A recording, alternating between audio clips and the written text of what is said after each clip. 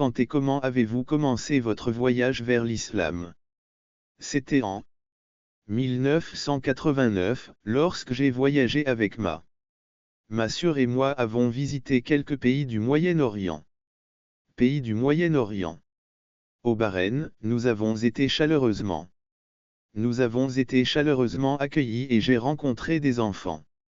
Et j'ai parlé avec eux et je leur ai posé certaines questions qu'ils m'ont posées. Questions innocentes au cours de cette conversation, ils m'ont demandé quelle était ma religion.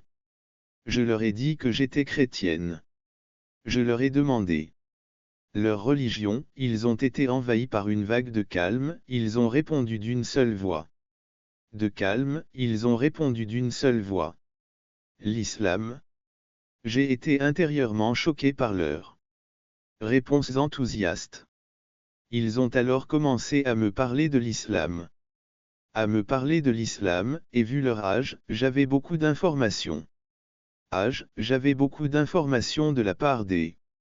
Je pouvais voir au ton de leur voix qu'ils étaient très fiers de l'islam. Fiers de l'islam. J'ai donc commencé à me rapprocher de l'islam. En me rapprochant de l'islam, une brève conversation avec un groupe d'enfants a fini par déboucher sur un changement d'attitude. Avec un groupe d'enfants m'a finalement conduit à de longues conversations sur l'islam avec des érudits musulmans. Mes pensées. Je suis devenu très anxieux. J'ai essayé en vain de me consoler en me disant que rien n'était grave. J'ai essayé de me consoler en me disant que rien ne s'était passé, mais je ne pouvais plus me le cacher. Que rien ne s'était passé, mais je ne pouvais plus me cacher que j'avais embrassé l'islam dans mon cœur.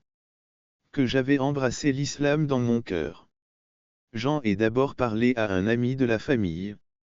Kounboru Ali. Ce même Kounboru Ali a réussi à m'emmener à Riyad, la capitale de l'Arabie Saoudite. Jusqu'alors, je ne savais pas grand-chose de l'islam. À partir de là, en compagnie de la famille saoudienne, je me suis rendu à la Mecque. Famille saoudienne, je me suis rendu à la Mecque pour accomplir l'Umrah, un type de pèlerinage mineur. Je me suis rendu à la Mecque pour accomplir la Umrah, qui est un petit pèlerinage à la Mecque. Je me suis déclaré publiquement musulman pour la première fois.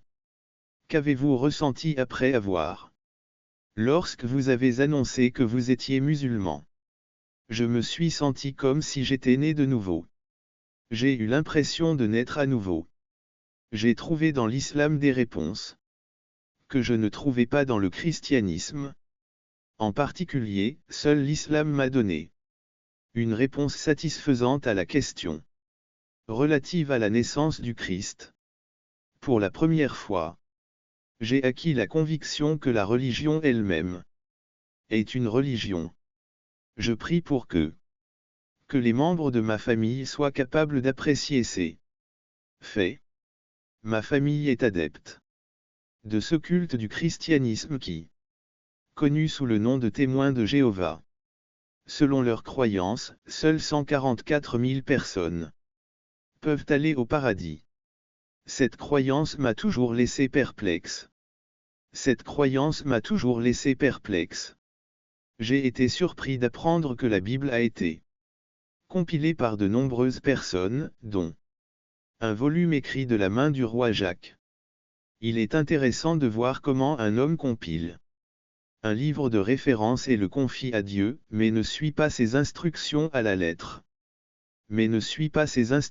Jusqu'au bout.